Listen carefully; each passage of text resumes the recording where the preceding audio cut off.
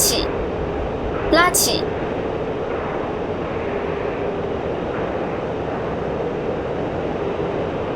拉起，拉起，拉起，拉起，拉起，拉起。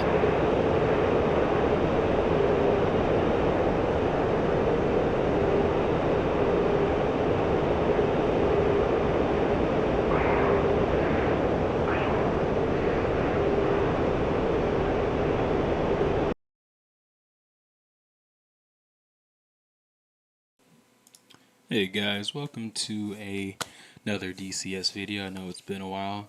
I just decided to make a quick OODA video because I haven't uploaded anything to the channel in a while, and I figured I would just do this. So in this engagement, I'm going up against an F-18 Hornet, which is carrying the AiM-120 AMRAAM, which is a good Fox 3 missile. In this engagement, I have the altitude and kinematic advantage against the Hornet. So I get my first shot off at 50 kilometers and a follow-up at 40 with the R27ER. So these missiles are going to have a kinematic advantage at range.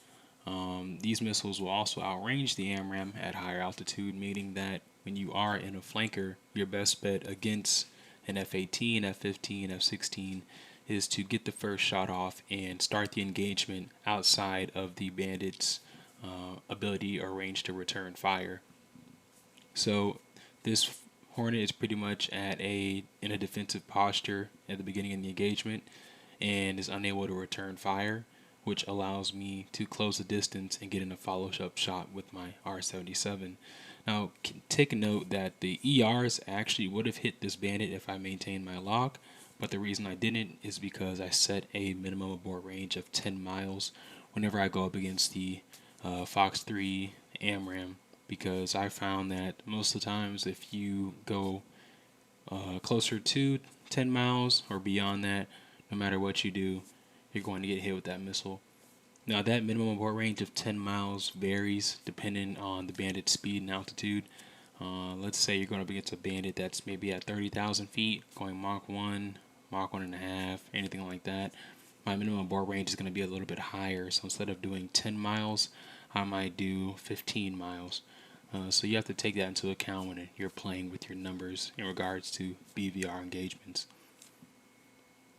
But yeah, as you can see, I start off the engagement by getting off my shots first, which the R27ER allows you to do due to its range and speed.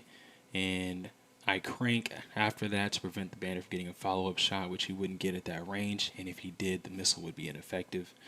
I use those two missiles to get me in closer to a range in which I know the bandit will not be able to avoid a missile, which is right here. I'm inching in on the 10-mile mark, and as soon as I get my R27 off, I get out of the engagement and I abort because I know that I've already passed that threshold for my minimum abort range. So I go into the notch and I drop chaff and I dive into the ground, simply because the bandit and I are at pretty much co-altitude. So by diving to the ground, there's a chance that I'm pretty much going to lead that missile into the dirt.